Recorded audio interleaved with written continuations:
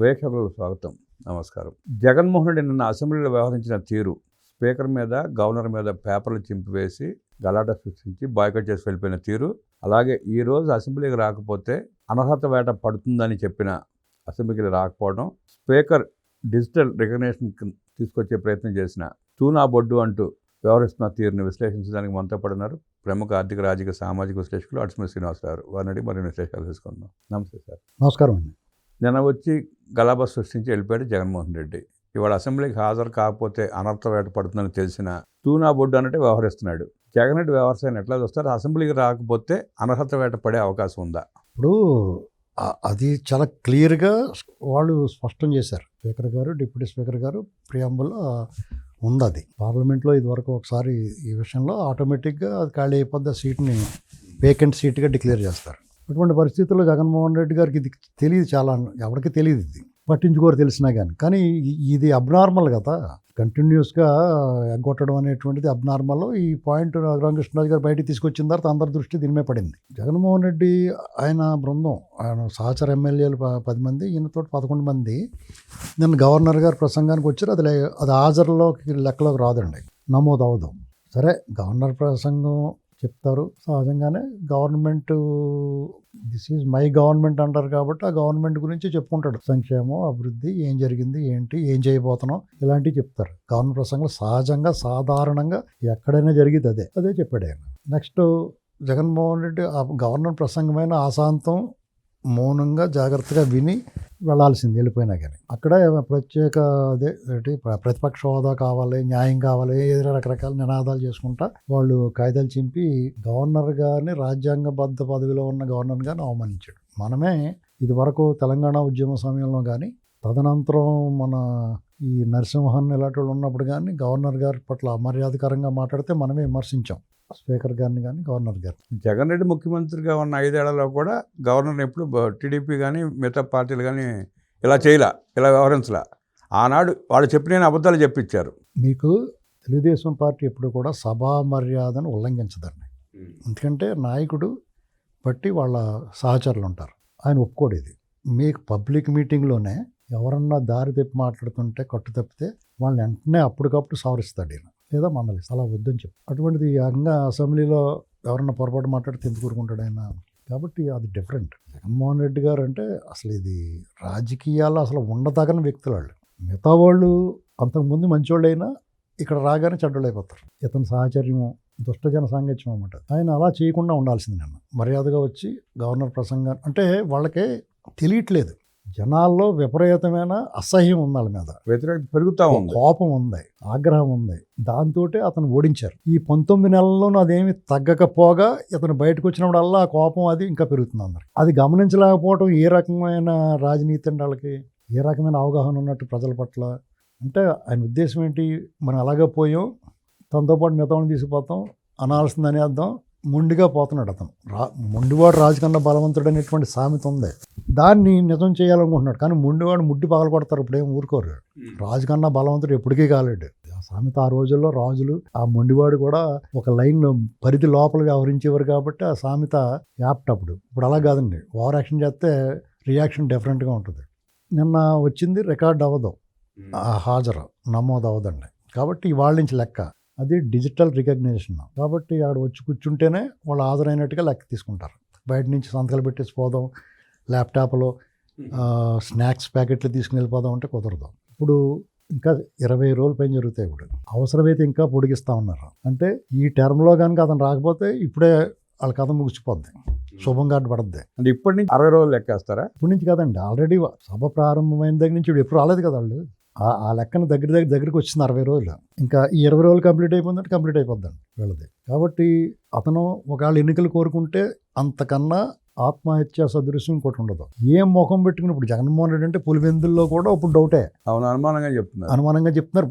ఒకవేళ రానివరా, సర్వశక్తులు ఒడితాడు అందులో. నేను మొహమల్లని చెప్తున్నాను, ఎట్టి పరిస్థితుల్లో మొటికేసేస్తారు అక్కడ.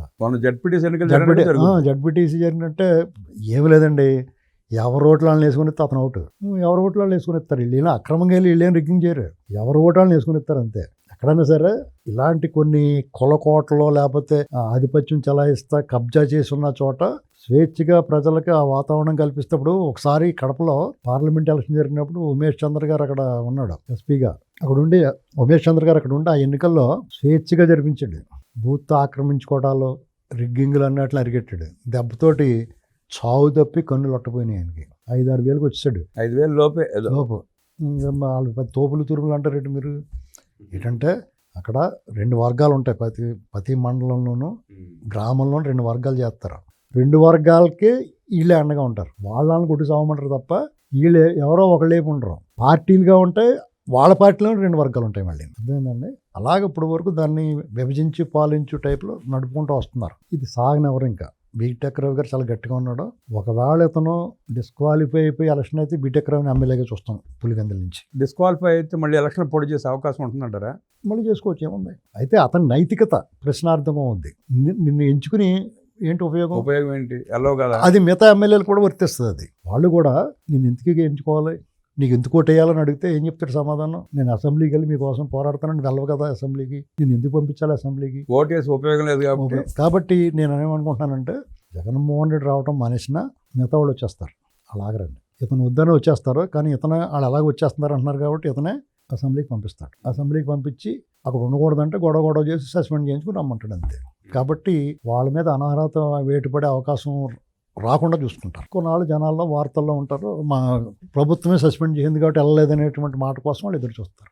లేదంటే వాకౌట్ ఏదో వచ్చేస్తారు. మొత్తం అయితే ఆధార్ అయితే నమోదవుద్ది. ఊరికే మనం వీళ్ళందరూ కూడా డిస్క్వాలిఫై అవుతారు, మళ్ళీ ఎలక్షన్లు వస్తాయి, వాళ్ళని ఓడించవచ్చు అని చెప్పేసి అనుకోవాల్సిన అవసరం లేదు. ఆ అవకాశం లేదు. అక్కడ ఉన్న వాళ్ళకి మాకు మళ్ళీ ఛాన్స్ వద్దు అనుకుంటారు. పాప టీడీపీ నుంచి కానీ జనసేన నుంచి కానీ ఓడిపోయిన వాళ్ళు. ఇప్పుడు ఆ ఛాన్స్ ఏమి ఉండదు వాళ్ళకి.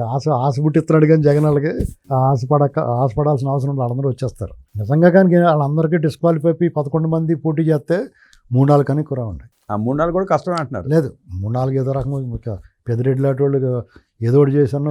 పెద్దిరెడ్డి కూడా మన 6,000 కదా మెజార్టీ వచ్చి. ఏమో పోతే మొత్తం క్లీన్ అయిపోయినా ఈసారి మొత్తం కంప్లీట్ క్లీన్ స్వీప్ చేద్దాం అనుకుంటే కూడా వైనాట్ 170 వీళ్ళు రుజువు చేసేయచ్చు. ఏం బాగా వస్తే 1-2 అవకాశం ఉంటుందేమో. అవి కూడా అరకు అలాంటి చోట ఏమన్నా జరగచ్చు. కానీ వీళ్ళకైతే ఛాన్స్ మైదాన ప్రాంతాలు అయితే మటాష్ ఇంకే ఛాన్సే ఉండదండి. అది అంత అవివేకమైన పని చేస్తాడా అని అనుకుంటున్నాను. నేను బస్సు వచ్చిన వాళ్ళు నిన్న వెళ్ళిపోవడానికి వాళ్ళు బాధపడ్డారండి. ఏంటి అదో గోల్ ఇదని.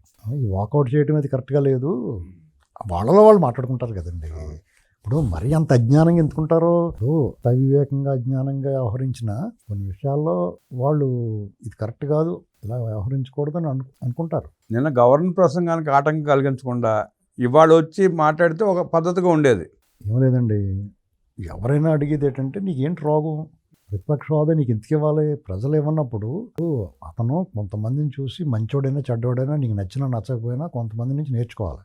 ఇప్పుడు రామారావు గారు రాలేదు, లేకపోతే గతంలో జగన్మోహన్ రెడ్డి కూడా పాదయాత్ర కోసం పోయాడు, ఇవన్నీ పక్కన పెడితే నిన్న కాక మొన్న అతని హయాంలో చంద్రబాబు నాయుడు గారు 23 మంది మాత్రమే ఉంటే వాళ్ళతోటి అసెంబ్లీకి వచ్చాడు. చాలామంది ఆయన వెళ్లకుండా ఉంటే బాగుండు అనుకున్నాను, నేను కూడా అనుకున్నాను. ఎందుకంటే వీళ్ళు అవమానిస్తారు పాపం పెద్ద ఆయన్ని, అనవసరంగా మాటలు పడాలి. వీళ్ళందరూ ఎవరైనా అందరూ ఒక్కళ్ళు కూడా హుందాగా వ్యవహరించేవాళ్ళు లేరు, నోటికి వచ్చినట్టు మాట్లాడతారు, ఈయన అనవసరంగా మాటలు పడతారని అనుకున్నాం. వాళ్ళు మన అంచనాలకు ఏమాత్రం తగ్గకుండా వాళ్ళు అలాగే వ్యవహరించారు. చంద్రబాబు నాయుడు గారు మాత్రం మన అంచనాలను మించి నిలదొక్కున్నాడు. ఆయన అందులో 4 మళ్ళీ వాళ్ళ పార్టీ మారారు.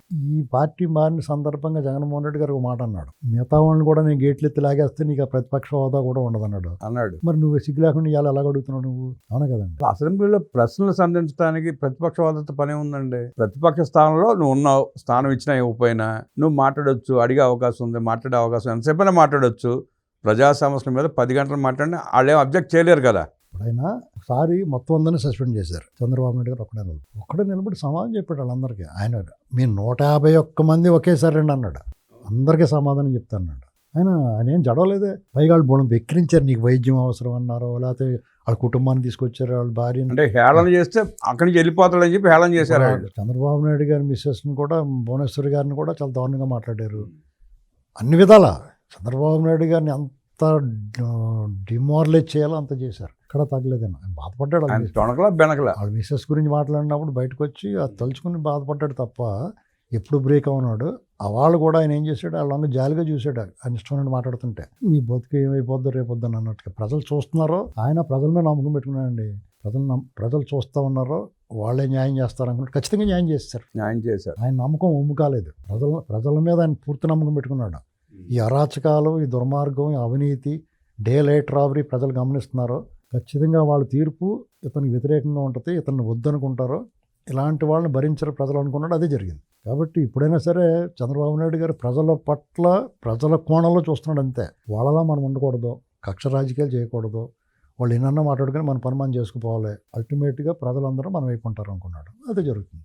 జగన్మోహన్ రెడ్డి అసెంబ్లీకి హాజరవుతాడు తప్ప ఉప ఎన్నికలకు వెళ్ళే అవకాశం లేదని, ఉప ఎన్నికలకు వెళ్తే ఒక్క సీటు కూడా గెలిచే అవకాశం లేదంటూ విశ్లేషించిన అర్చుమిల్ గారికి ధన్యవాదాలు తెలియజేస్తూ నమస్కారం.